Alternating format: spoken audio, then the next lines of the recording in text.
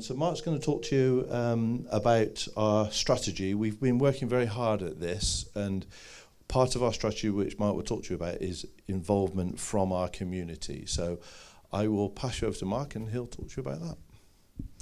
Yeah, good afternoon, everyone. My name is Mark Atlay. Since we're all sharing our experiences here, I was diagnosed with GIST in 2017. I had it removed. I was on imatinib for 3 years, etc., etc. A usual common sort of story. And also, before I was on imatinib, I had lots of hair. And all the other stories everybody knows about. This is a slot where we talk to you a little bit about what's going on in your charity. And so I'm going to just run you through a few things and a few recent developments and things that might be coming your way in the future. And I want to start by just saying, does anybody remember filling in a survey around about last April, May time, asking you about what you thought about your charity and what it does for you? Yeah, a few? So I'm going to talk to you a little bit about what that survey said. And then I'm going to talk a little bit about how we're taking that forward into action and what the sort of developments you might see in the future. So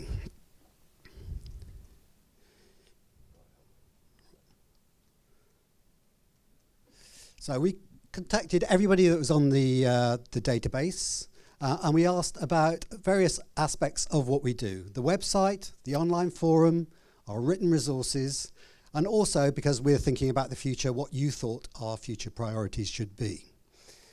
There were about 87 people that responded to that survey, a mixture of GIST patients and non-pause GIST patients. And in terms of the sort of response to surveys you get, that's fairly typical given the size of our database. So we can be broadly confident that the things you said are reflective of what the community thinks about us. So I'm going to take you through just a few of those, not all of the aspects. So we talked about the website, because the website we thought was an important way of communicating with you. So how did you use the website? Do you use the website? And people said yes, quite a few people, nearly 20% said they use it daily. A lot of people do it monthly. It's an important way of communicating with our community. So we need to look at the website, make sure it's fit for purpose. Which bits did you find most important? Well, just general information about GIST was the most popular thing you said. But then within these things, there are some things which, to me anyway, I was quite surprised about. Which areas of the website do you go to for information? Do you want to find things out about? The second most important thing was the patient stories. That personal understanding of the different views, the different ways people have experienced GIST and their own journeys. And that was a surprise to me.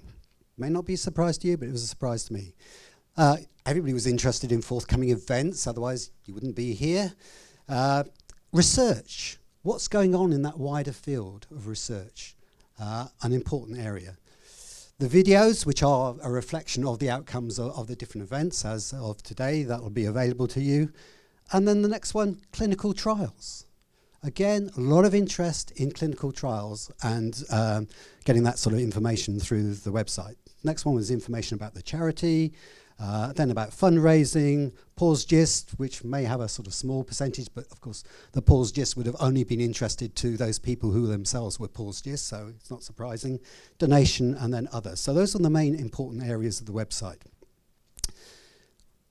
So we looked at that, and we looked at the more general comments in the survey, and you said, yeah, it's great, but it needs a bit of a refresh. The organisation could be better. We want to be able to look at it by certain keywords. I want to find out about my particular type of GIST, or I want to find about this particular aspect of the patient journey. So there was an ability to search for keywords. The recent patient stories. Some of those patient stories were a little bit out of date, need to be refreshed.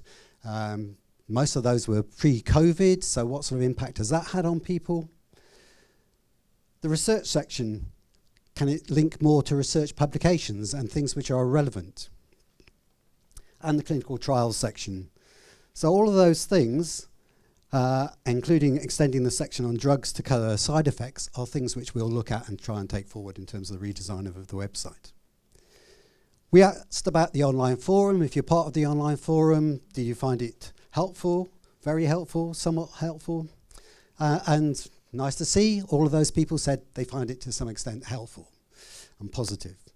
But there were some negative things that came back as well in response to the survey. You get the same topics coming over again and again and again. You can't find particular discussions that may have gone on before because you can't search for them. So themed nested discussions have archives which are easily searchable. Can we do that? Can we improve the forum to give you the sort of information that you want and the records that people have produced?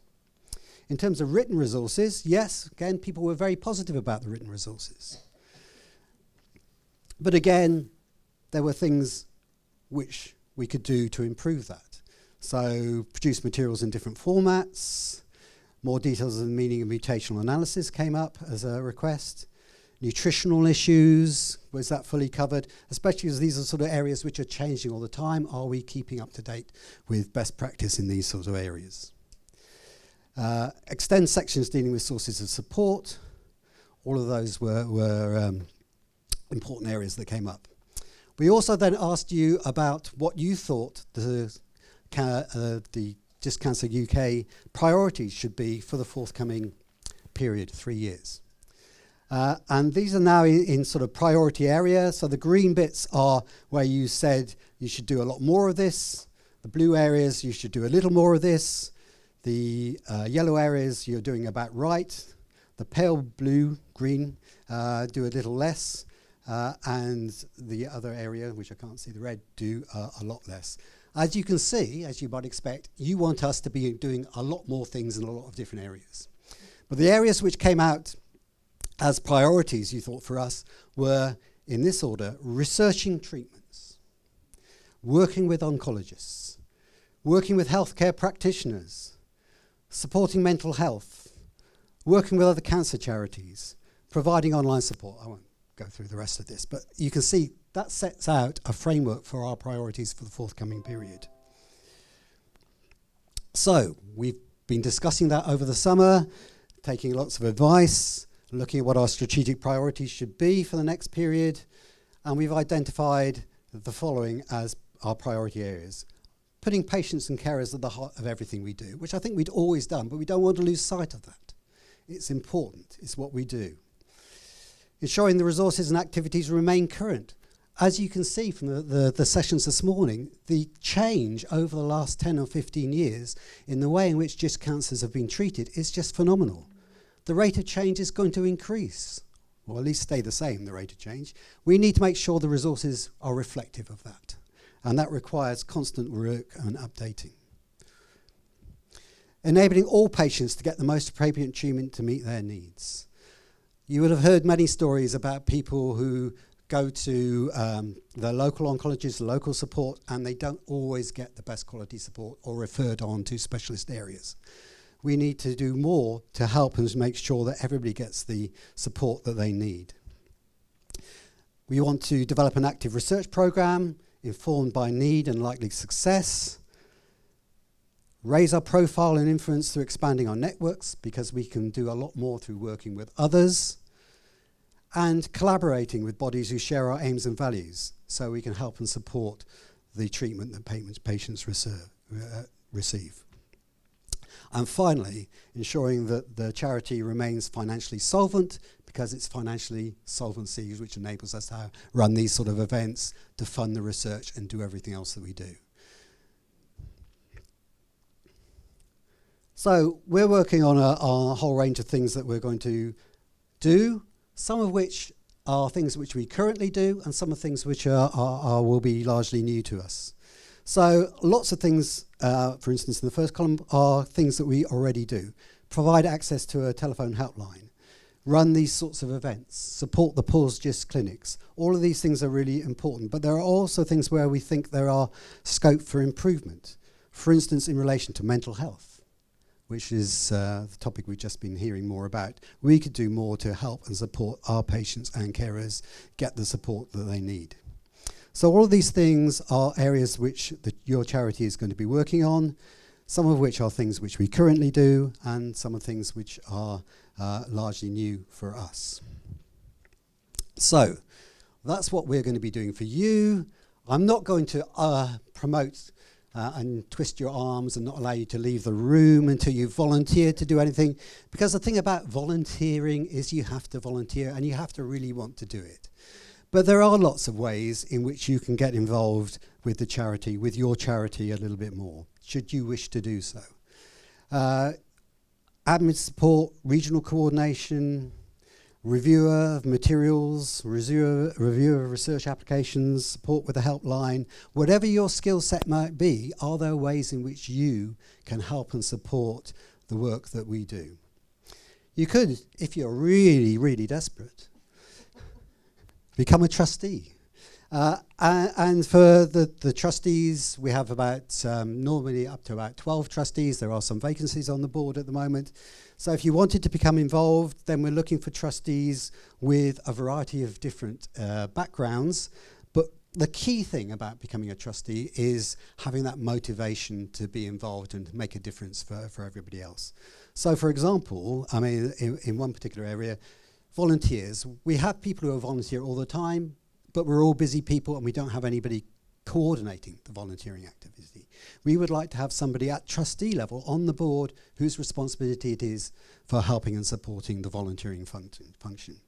We are always looking for people in finance, IT, social media. Health and well-being, as you saw, was a new area for us. So if you've got a background in health and well-being and would like to get involved in the work of the charity in that area, we'd like to hear from you. Linking with healthcare practitioners and almost any other area you care to mention. If you think you have the skills that you need, and if you have that enthusiasm to be involved, then come and talk to us. You can leave your name on the evaluation form and we'll hopefully chase that up and we'll come to you, or you can email admin@giscancer.org.uk and we can follow you up that way, or you can just come and talk to me after this event, or indeed any other board members. So that's what's going on in your charity. That's where we currently are and what our priorities are for the future. And just to say, always remember, you're not alone and you can help. Thank you.